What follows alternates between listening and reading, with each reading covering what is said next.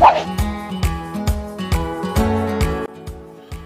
guys, this is Mario Elijah, and for today's video, yun, na-miss nyo to, we will be reacting to, of course, the Ama Kabugera, Maymay, and Trata. So you all remembered last year was my first time reacting to Maymay's Pwede Ba? Tapos nagsunod-sunod na guys, they recommended me to watch her performance video, tapos pati sa Wish Bus, tapos pinanood din natin yung last 2021 niya na music na Ama Kabugera, 'di ba? So, well, talagang tuloy-tuloy ang success na meron si Maymay, 'di ba? So, I'm happy of course dahil nung TBB days pa lang as I've mentioned before is deserve niya na lahat ng mga natatanggap niya, 'di ba? Tapos masaya pa ang love life niya, 'di ba? Hashtag sana all, 'di ba?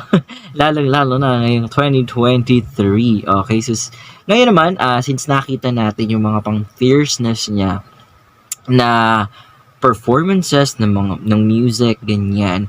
So, balikan naman natin. Kasi, actually, to be honest guys, hindi ko talaga napakinggan ng buo to. Siguro naririnig ko sa mga ibang mga platforms, ganyan. But, parang hindi ko pa siya naririnig ng buo.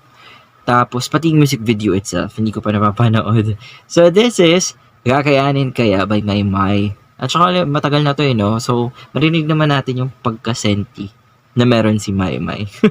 Diba? So, without further ado, let's react. Okay, Ay. class, please take note of our lesson today. Ay. We will have an exam next week, okay? Sige po, sir. And everyone, before we enter Oh, class, I'd like boto to po ni introduce Edward. student Maya.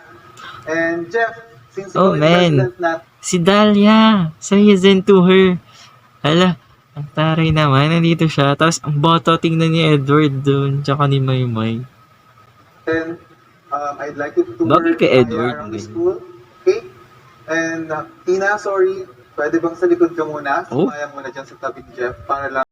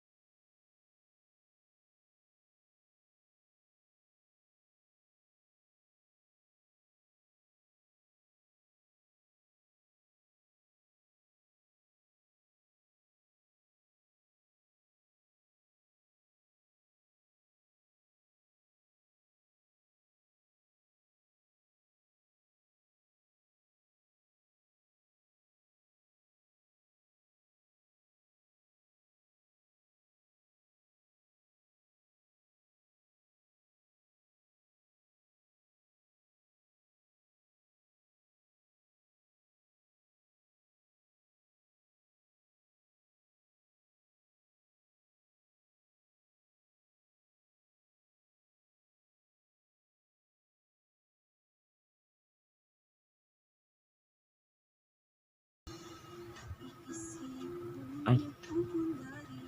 Stalker yan. Ano ba? May crush ka lang ba kay Edward? So, unrequited love, ganun. Parang totoo Joke. De, friends lang sila.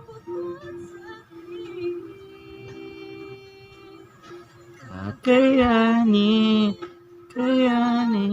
Ay. Where si Edward?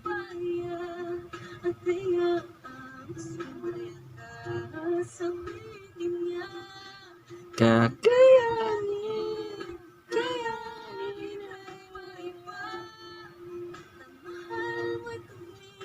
Aww. Mm-hmm.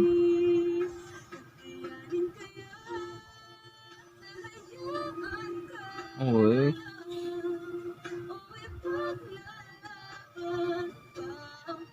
Hello siya.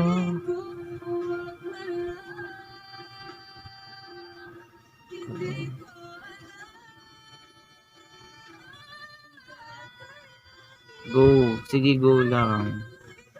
Ay, ano siya, oh. O, sige.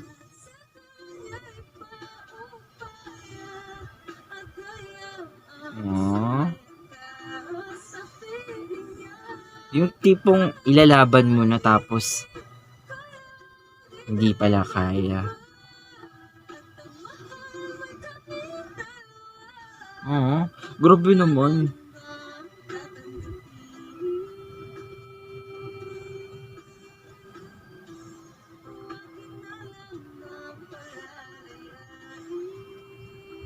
Ay. Oh, ma-realize kaya niya. Ay. Ay. Oh, okay. Well, at least happy ending. Mas pinili niya to, si Maymay. Sana sa totoong buhay, sayang guys. That was a good one. Actually, di ba, medyo nasayangan ako guys before kasi talagang tuwan-tuwa rin ako before kay Maymay tsaka kay Edward. Di ba naalala nyo crush ni Maymay si Enrique Hill?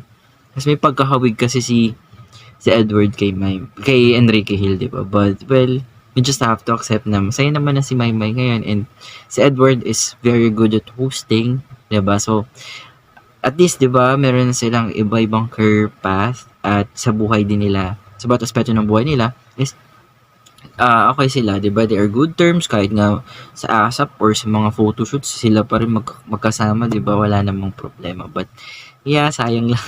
But let's talk about the music video, guys. So ayun, so may bagong dating na classmate sila doon. So si Edward yung parang naatasan to entertain the girl and itour siya ganyan. So sure wala namang problema dun sa kay Dahlia, di ba? Kasi parang eksena ko dun bago lang naman ako, di ko naman alam nangyayari sa inyo and such. Di naman siya di naman siya umaura ganyan.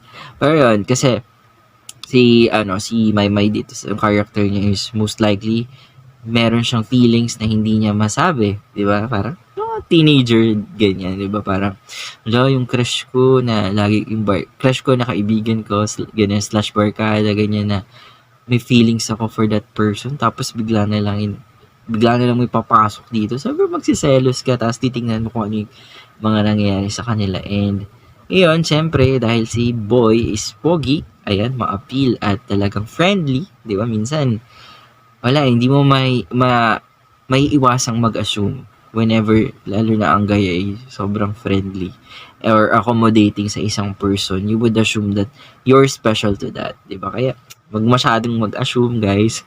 Hindi naman, I mean, minsan masakit kasi, di ba? It's kind of confusing din kapag may mga certain person kang makikilala, ganun. So, we should be careful din how we would handle our feelings, right?